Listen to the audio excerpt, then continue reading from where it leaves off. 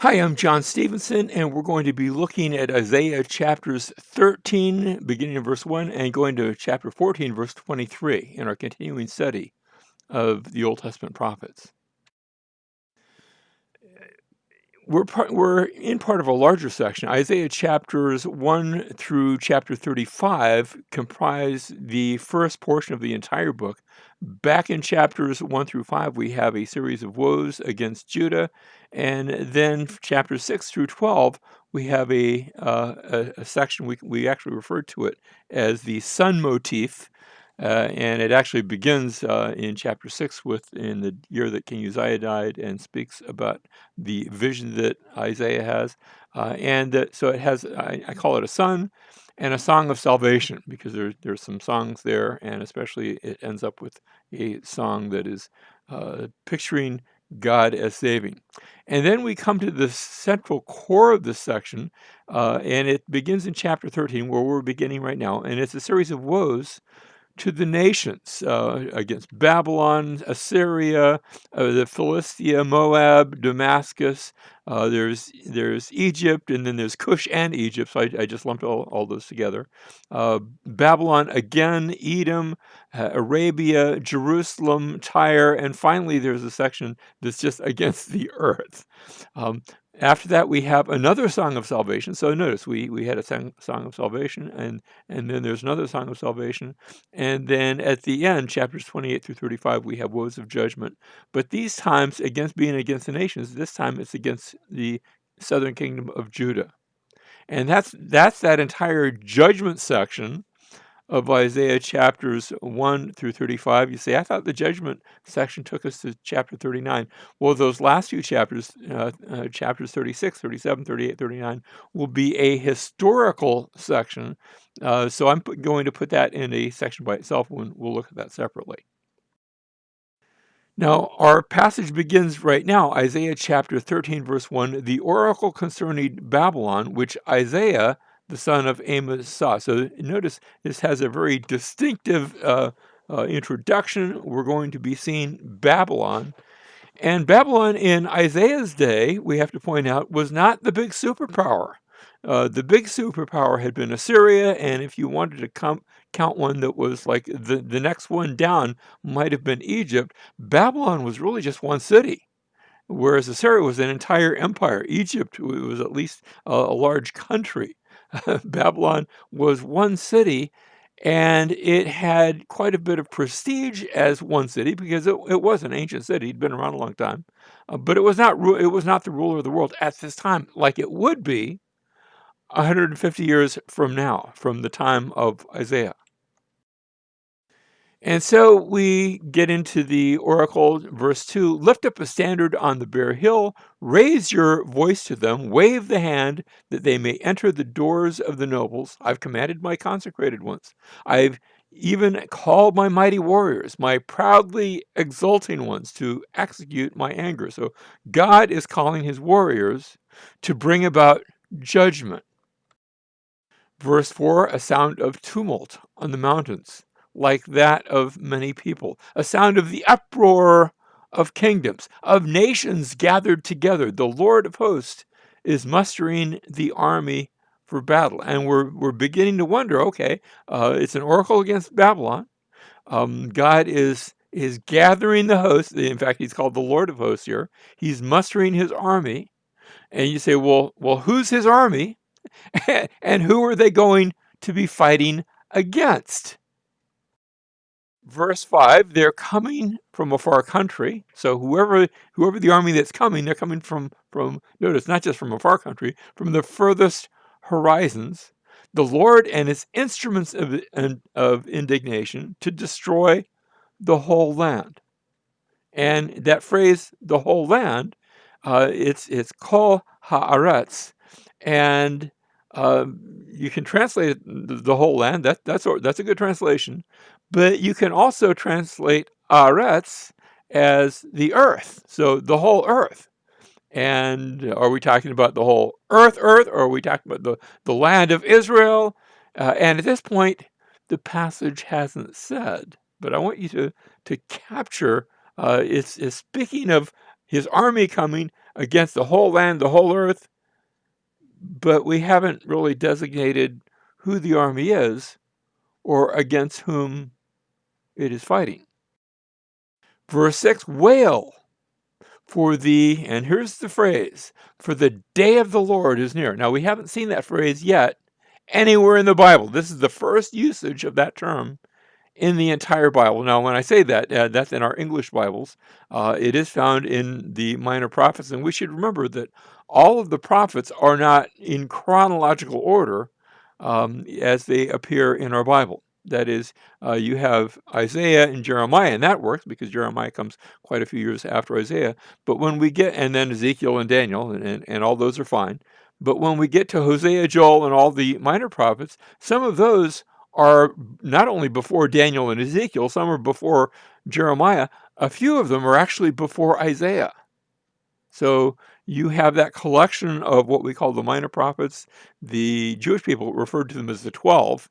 And they're written at different times, some of them earlier than this, so that you actually might find that phrase, the day of the Lord, in the minor prophets. It is in the minor prophets. Is it earlier than Isaiah? I'm not entirely sure about that, so I don't want to say so. But in our English Bible, this is the first time this phrase is used, the day of the Lord. And it's going to be used a couple of times in Isaiah. We're going to see it used quite a bit more in the minor prophets.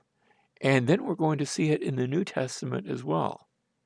And you say, well, what does it mean, the day of the Lord? Well, no, notice how it's described here. The day of the Lord, first of all, it's near, whatever it is. It's close.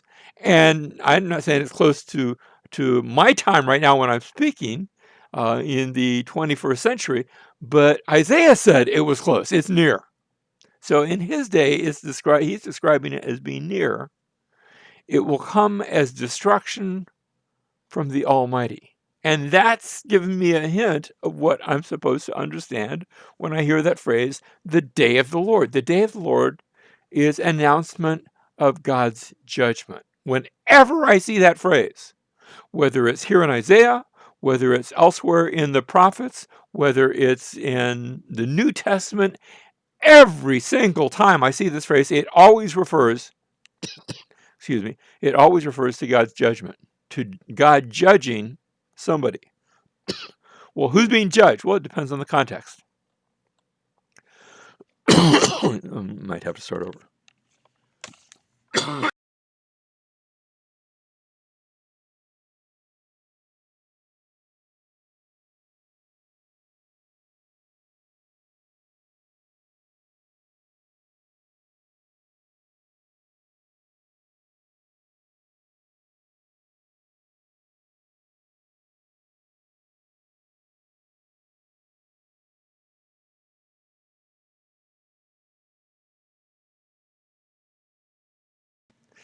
Verse 6 says, wail, for the day of the Lord is near. Now, that phrase, day of the Lord, we're going to see that a number of times, both in the Old Testament, later on in the New Testament. This is the first time it appears in our English Bibles.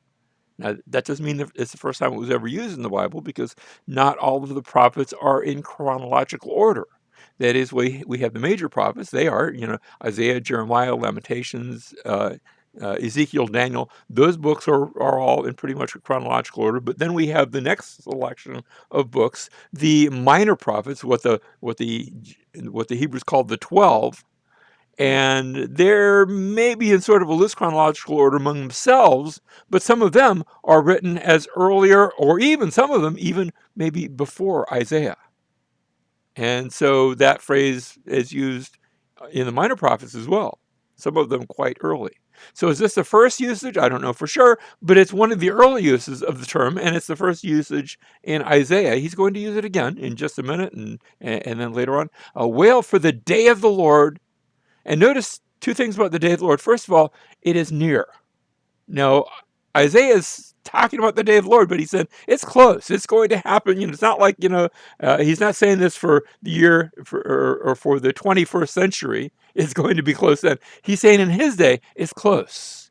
And then notice the next phrase, it will come as destruction from the Almighty. And this tells you a bit about that phrase. Whenever you see that phrase, the day of the Lord, whether here in Isaiah or elsewhere in the Old Testament prophets or in the New Testament, and it will be used in the New Testament, it always refers to God's judgment.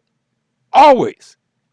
And notice, the day of the Lord is near. It's going to come as destruction from the Almighty. Now, it might be localized judgment, or it might be universal judgment, the final day of the Lord, but it's always a picture of God's judgment. And so in verse 7, therefore all hands will fall limp, and every man's heart will melt. They will be terrified. Pains and anguish will take hold of them. They will writhe like a woman in labor. They will look at one another in astonishment. Their faces aflame. It's judgment, and it takes everybody out of their norm, and they just don't know what to do with it. It completely overthrows everyone. Verse 9, here's that same phrase again. Behold, the day of the Lord is coming, and now it's described further, cruel, with fury and burning anger, to make the land a desolation. Now, when it speaks of the land here, that's our old friend Haaretz, which we saw earlier. It can be translated the world, or it can be referring just to the localized land. Depends on the context. It can go either way. But notice how it goes here, and he will exterminate its sinners from it, that is from the land, from the earth, from the land. Verse 10, for the stars of heaven and their constellations will not flash forth their light. The sun will be dark when it rises, and the moon will not shed its light. So notice we're not going global, we're going astronomical in our description, which suggests sort of a universality, at least being pictured here. This is not like a little tiny day of the Lord just in this area. This is major day of the Lord. Is it ultimate, or is it still confined to that day? Well, let's continue reading. Verse 11, thus I will punish the world. Now, this time is a different word for world. This time it isn't haaretz. I'll punish the world for its evil and the wicked for their iniquity. I will also put an end to the arrogance of the proud and abase the haughtiness of the ruthless. I will make mortal man scarcer than pure gold, and mankind than the gold of Ophir. Therefore, and here we again, we're going global again. Therefore, I will make the heavens tremble, and this time it is haaretz, and I will make the earth will be shaken from its place. The land, the earth, you can translate it either way. At the fury of the Lord of hosts, in the day, now it's not calling it the day of the Lord, but it's the fury of the Lord in the day of his burning anger. So I think that's still the idea, even though the exact phrase is not being used. This day of judgment that is coming from God. Verse 14, it will be that like a hunted gazelle, or like sheep with none to gather them, they will each turn to his own people, and each one flee to his own land. And notice our old friend Haaretz, his own earth, his own land.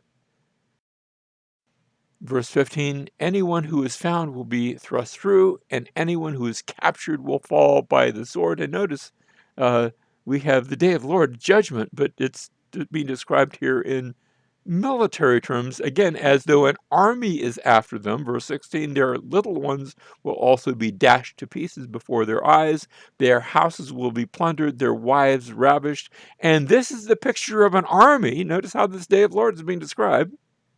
Yes, God's judgment, but God's judgment through the hands of an army, an invading army that comes against them.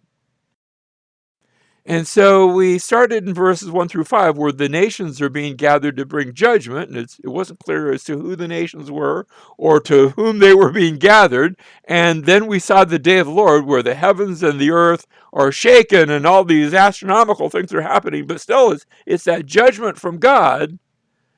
And now we're going to see in beginning verse 17, a specific named group will be mentioned, the Medes, who are coming against Babylon. Remember, at the outset, we were told this was an oracle against Babylon, even though Babylon has been mentioned through most of the oracle. So let's look on a map. We mentioned Assyria. That's the big kingdom that was around in that day, but it's the Medes who are going to be mentioned, not coming against Assyria. By the way, they do come against Assyria, but at a much later date, they come against the city of Babylon. And so our passage now says, chapter 13, verse 17, behold, I'm going to stir up the Medes against them. Them, remember this is an oracle against Babylon, who will not value silver or take pleasure in gold. And the idea there is you can't just buy them off and send them packing. And their bows will mow down the young men. They will not even have compassion on the fruit of the womb, nor their eye, excuse me, nor will their eye pity children. And here it is, Babylon. And Babylon, the beauty of kingdoms, the glory of the Chaldeans' pride, will be as when God overthrew Sodom and Gomorrah. That is, it's going to be destroyed. It will never be inhabited or lived in from generation to generation, nor will the Arab pitch his tent there, nor will shepherds make their flocks lie down there. But desert creatures will lie down there, and their houses will be full of owls. Ostriches also will live there. These are wild animals. And shaggy goats will frolic there. Hyenas will howl in their fortified towers, and jackals in their luxurious palaces. Her fateful time also will soon come, and her days will not be prolonged. Now, that destruction, you see, Babylon, before it was destroyed, it became very great. It did eventually become the great nation in the world of its day under Nebuchadnezzar. And we read about that in books like Jeremiah and Ezekiel and Daniel that speak of Nebuchadnezzar. But after his death, Babylon did not long endure as a world power. It was, as soon as a world power was captured by the Medes, and then in later times it was ultimately destroyed. And usually when you have a city that's destroyed, if it's a good location for the city, it gets rebuilt. And Babylon, once destroyed, the course of the Euphrates gradually changed. That's at a place where the Euphrates sort of meanders a bit, and it moved away from the city, so that the water source of the city departed, and Babylon gradually fell into decline and into ruin. And for thousands of years, Babylon was waste and forgotten. In recent times, the archaeologist has come to Babylon, and as recently as a number of years ago, Saddam Hussein, who was the dictator of Iraq, said, I'm going to rebuild Babylon. He actually set out to restore some of those ruins and to rebuild sections. He didn't get very far. And it's still nobody living in Babylon. There are people that come and visit the place for its archaeological interest. But it's not a major city today. It's not much of any of a city. It's the remembered, I almost want to say forgotten city. It has been remembered. And so we see chapter 13, verses 1 through 5. We saw the nations. We saw the day of the Lord. We saw the Medes coming against Babylon. And this brings us now to chapter 14, where there is hope for Israel. Chapter 14, verse 1, then the Lord will have compassion on Jacob and again choose Israel and settle them in their own land. Then strangers will join them and attach themselves to the house of Jacob. So it's not just Israel, but it's Israel plus. Verse 2, the peoples will take them along and bring them to their place, and the house of Israel will possess them as an inheritance in the land of the Lord. And so Israel is restored and becomes, and by the way, that did happen. After the fall of Babylon, Israel was told, you can go back. And a lot of folks did. And the restoration was gradual. People came back and they rebuilt, and things got bigger and better over time. And so we see a picture of hope for Israel. But then we come to the last section of the chapter, from verse 3 all the way to verse 23.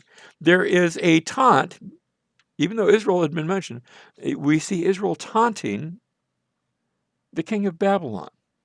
And in that section, there is a segment where it describes the king of Babylon by the title Hallel, the star of the morning, chapter 14 and verse 12, and says about how he who cut down the nations has been himself brought down low. He who said, I'll ascend to the heavens, has been brought down to the earth.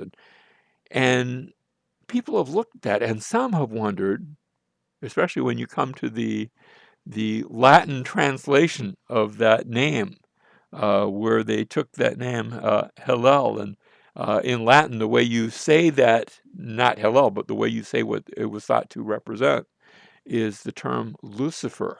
And people have taken that word Lucifer and said, oh my goodness, is that Satan? Is that the devil? And we'll answer that question in the next lecture. But this taunt against the king of Babylon, again, is it a local king? Is it the ultimate king? We'll look at that next time. But at the end of the story, we do want to point out that, and this is chapter 14, verse 22, where God says, I will rise up against them, declares the Lord of hosts, and will cut off Babylon, name and survivors, offspring and posterity, declares the Lord. I will also make it a possession for the hedgehog and the swamps of water, and I will sweep it with the broom of destruction, declares the Lord of hosts. And he did that to Babylon.